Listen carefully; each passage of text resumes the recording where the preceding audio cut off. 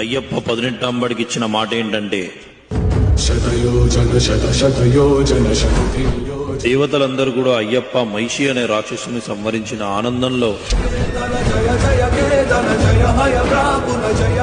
ఏ మహానుభావ, లోకరక్షక, అఖిలాండ కోటి బ్రహ్మాండ నాయక, మీ యొక్క చిట్టి చిన్నారి పాదలు మాపై మోపి మీ యొక్క శ్రీచక్ర యోగ పీఠాన్ని అధిష్ఠించండి అన్నారట.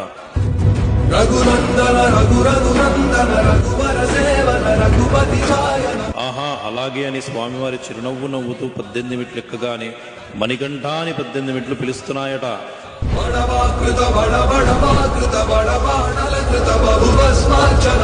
ఏంటి నాయన అలా పిలిచారంటే, సాక్షాత్తు లోకరక్షకుడైన మీరు మాపై కాలు మోపారు కదా, ఇకపై మిమ్మల్ని చూడడానికి వచ్చే భక్తులు మాపై మాత్రమే కదా కాలు మోపి మిమ్మల్ని చూడాలి.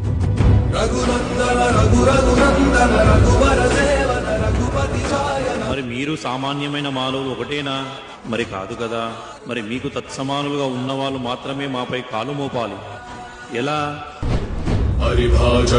ఒక మండల కాలం వరకు బ్రహ్మచర్య దీక్ష ఉంటూ ఉదయం సంధ్యల చన్నీటి స్నానం చేస్తూ భూషయనం చేస్తూ ఏకభుక్తం చేస్తూ సదా మీ యొక్క నామస్మరణ, స్వామియే శరణమయ్యప్ప అన్న నామస్మరణతో జపించిన వారికి మాత్రమే అర్హత ఉంటుంది స్వామి. తదాస్తు అని వరమిచ్చారట స్వామివారు.